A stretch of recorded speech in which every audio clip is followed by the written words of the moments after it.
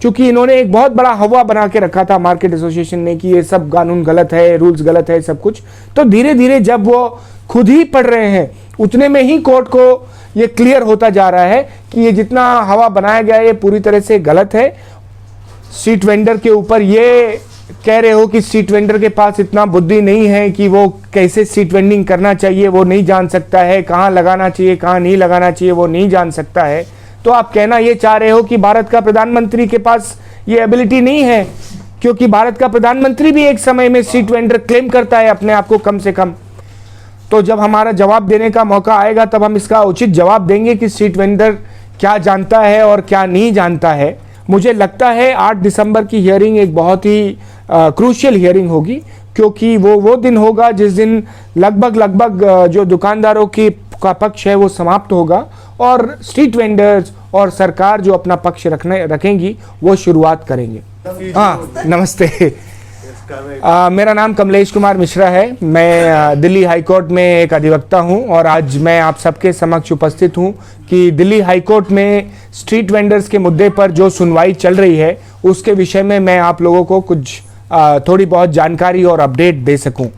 आज की सुनवाई लगभग 12 बजे शुरुआत हुई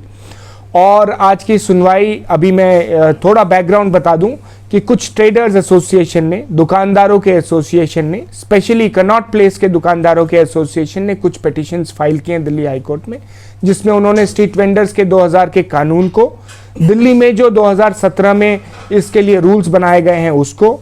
और 2019 में जो दिल्ली के लिए स्कीम बनाई गई है उसको चैलेंज किया है। तो पिछले कुछ 2 तारीखों से इस पे हियरिंग चल रही है। आज तीसरा दिन था। आज भी जो स्ट्रीट वेंडर्स के अपोज करने वाले लोग हैं, दुकानदारों के वकील संजीव रल्ली जी, उन्होंने आर्ग्यूमेंट शुरू करी। आज की आर्ग्यूमेंट में मेन मुद्दा जो वो लेकर आए वह ये था कि सेक्शन 22 जो है स्ट्रीट वेंडर्स के कानून का, वो ये कहता है कि 40% जो भी टाउन वेंडिंग कमेटी होगा उसमें 40% कम से कम स्ट्रीट वेंडर्स का भागीदारी होना चाहिए। और वो ये बार बार कहने की कोशिश कर रहे थे कि 40% जो भागीदारी है वो बहुत ज़्यादा भागीदारी है, इतनी भागीदारी नहीं होनी चाहिए। और वो विभिन्न डीडीए के एक्ट से वो कह रहे थे कि डीडीए का जो एक्ट है उसमें भी इतना भागीदारी नहीं है किसी भी किसी भी सोसाइटी का एज सच, जबकि इस कानून में ज़रूरत से ज़्यादा स्ट्रीट वेंडर्स का भागीदारी है। कोर्ट ने उनसे कहा कि 40% की भागीदारी कहीं से भी 50% तो नहीं है,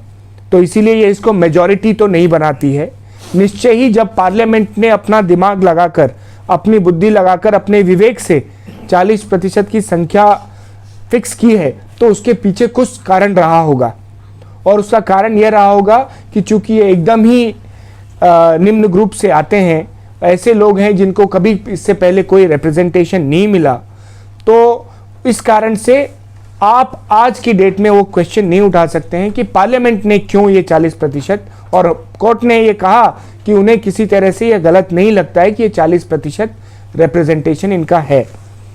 परंतु उन्होंने बार बार अपनी इस मुद्दे को, 40% वाले मुद्दे को, कि 40% को जो है वो कहने का कोशिश किया। और उनका कहने का अर्थ था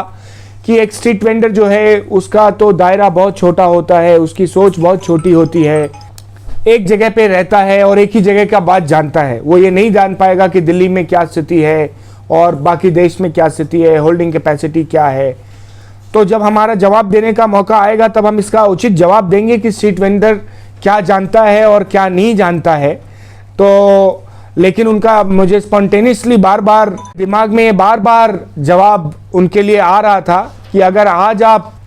स्ट्रीट वेंडर के ऊपर ये कह रहे हो कि स्ट्रीट वेंडर के पास इतना बुद्धि नहीं है कि वो कैसे स्ट्रीट वेंडिंग करना चाहिए, वो नहीं जान सकता है, कहाँ लगाना चाहिए कहाँ नहीं लगाना चाहिए वो नहीं जान सकता है, तो आप कहना ये चाह रहे हो कि भारत का प्रधानमंत्री के पास ये एबिलिटी नहीं है, क्योंकि भारत का प्रधानमंत्री भी एक समय में स्ट्रीट वेंडर क्लेम करता है अपने आप को कम से कम। तो ये जब हमारा समय आएगा तब हम बोलेंगे इस विषय पर और भी कि स्ट्रीट वेंडर्स, अब वो स्ट्रीट वेंडर नहीं है, उनकी बुद्धि इस तरह से है कि स्ट्रीट वेंडर को ऐसा दबा कुचला देखें कि वो एकदम, उसके पास कोई बुद्धि नहीं है, कोई जानकारी नहीं है, वो तो आता है बस 100 रुपये अपना कमाता है और घर चला जाता है। तो इस सब का समय आने पर हम उचित जवाब देंगे उनको जब हमारा नंबर आएगा। इसके बाद उन्होंने जो कहा वो 2.5% का जो हिस्सेदारी होना चाहिए, जो भी प्लानिंग अथॉरिटी प्लान बनाएगा, अगर जोनल अथॉरिटी प्लान बनाएगा तो जोन में 2.5% होना चाहिए। अगर कोई सिटी का प्लानिंग अथॉरिटी है तो सिटी में 2.5% होना चाहिए, और अगर राज्य कोई प्लान बना है तो राज्य का 2.5% जो है। इसको शुरुआत में उन्होंने गलत तरह से कोर्ट के सामने पेश किया, जिससे कोर्ट को ये लगा कि ये कह ये रहे हैं कि हर एक परिवार पे 2.5% ऐसा हो जाएगा। तो कोर्ट ने शुरुआत में ये कमेंट किया कि इसका मतलब तो ये हो गया कि हर एक परिवार पे एक स्ट्रीट वेंडर बैठेगा। फिर बाद में जब उनको समझाया गया तो वो समझे इस बात को कि एक तो 2.5% का मतलब है, अगर पॉपुलेशन से भी देखें तो 100 पे 2.5 आदमी, और उसके बाद भी प्लानिंग अथॉरिटी। तो कोर्ट ने, चूंकि इन्होंने एक बहुत बड़ा हवा बना के रखा था मार्केट एसोसिएशन ने कि ये सब कानून गलत है, रूल्स गलत है, सब कुछ, तो धीरे धीरे जब वो खुद ही पढ़ रहे हैं उतने में ही कोर्ट को ये क्लियर होता जा रहा है कि ये जितना हवा बनाया गया है ये पूरी तरह से गलत है, और स्ट्रीट वेंडर का कानून पूरी तरह से रीजनेबल। और कोर्ट ने, मैं आपको बताना चाहूँगा, कोर्ट ने अंततः रिमार्क भी दिया कि क्योंकि अगली तारीख उन्होंने 8 तारीख की फिक्स करी, तो उन्होंने ये रिमार्क भी दिया उनको, दुकानदारों के वकील को, कि आप प्लीज़ ऐसा बार बार एक ही बात रिपीट मत कीजिए जैसा आज आप कर रहे थे और हमारा टाइम वेस्ट कर रहे थे। इस तरह से हमारा टाइम वेस्ट मत कीजिए, और जितनी जल्दी जो बातें बतानी है वो बताएं।